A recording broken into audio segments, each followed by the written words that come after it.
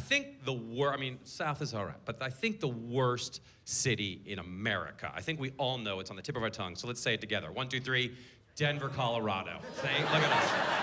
In unison. Oh, hold on to your hats, guys.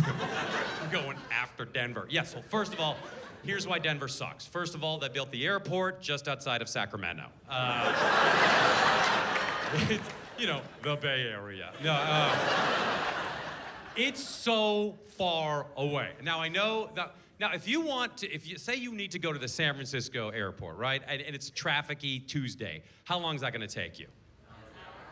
Okay, 1 hour, 2 hours. Clearly you all have different driving habits, but let's say an hour and a half. If you are in Denver and want to go to the Denver airport with no traffic, pack food, okay? Hydrate. It is a journey. When you land there, you can't see the Rocky Mountains because the earth has curved away from them, all right?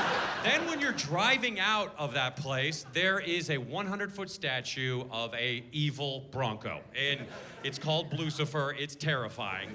And it's got red eyes. And when you drive out of there, everybody from Colorado, they'll go, hey, you see that statue? And you'll be like, yeah, I can see that. And other big stuff like ships. And, all right, never mind. And everyone will tell you, they go like, well, you know, the artist who built that, while he was building it, fell off and died. And you'd be like, great story. I hope you have more fun Colorado lore like that for our 6-hour journey into Denver. I like the Denver Broncos. I mean, they're not my team, but I like that Peyton Manning a lot because he won the Super Bowl at the age of 81. And his head fell off like 2 times. And here's my impression of Peyton Manning playing football.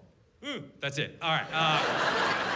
But it's not because he was so good at football that I like him so much. It's because of what he did after he won the Super Bowl, because it's exactly what I would do if I won the Super Bowl. So he won, people are going nuts, he walks back out on the field, there's the ESPN reporter, he shoves the microphone in Peyton's face, he's like, Peyton, you just won the Super Bowl, how do you feel? And Peyton, without pausing, just goes, I feel like a Bud Light, Jim. Sell it, dude, that's right. That's exactly what I would do. Yeah, he should have kept going. He should have been like, I'm also gonna take some Lipitor and I'm going to Petco. See ya. And, right? And if he had really thought about it, he would have brought that Papa John's guy out with him. That real wonderful guy, the Papa John's. You know him. He removed all the skin from his face, and then he killed the baby, skinned the baby, and wrapped the baby skin around his skull. 2 black rocks for eyes. Yeah, boner check again. Anyway, I always thought there was a ton of like sexual tension in their Papa John's commercials, so they should have capped it off with them walking to the 50-yard line and just and getting it over with right there. Just like 4 topics. So, then if Peyton wanted to seal his legacy, he would have walked into the end zone, knelt down, pulled out a short sword, and stabbed himself like a samurai warrior, and died right there, just going, drink, Coke, 0, dead. Statue at the airport. All my ideas are good. Then I played a show in Vail, Colorado, where the people are as white as you. No,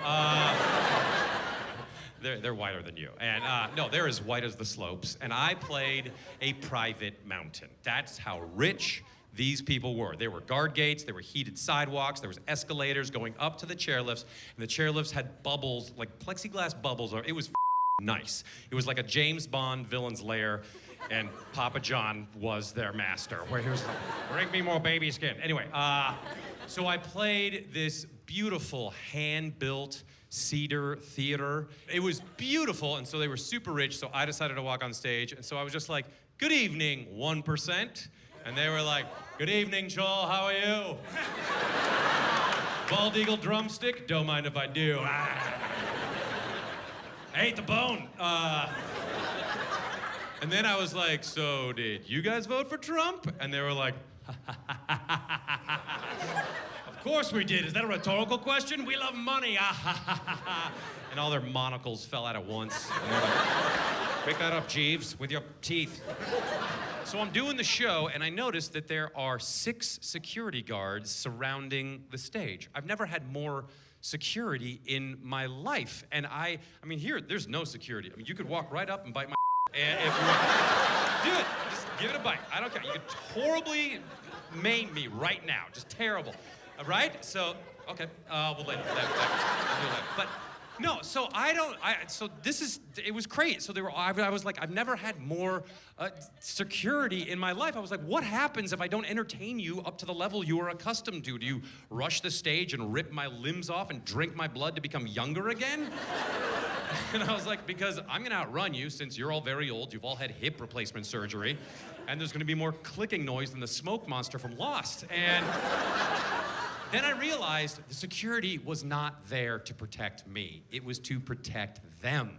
That's how rich these people were, because they didn't know who I was. Can you believe that? They didn't know who I was.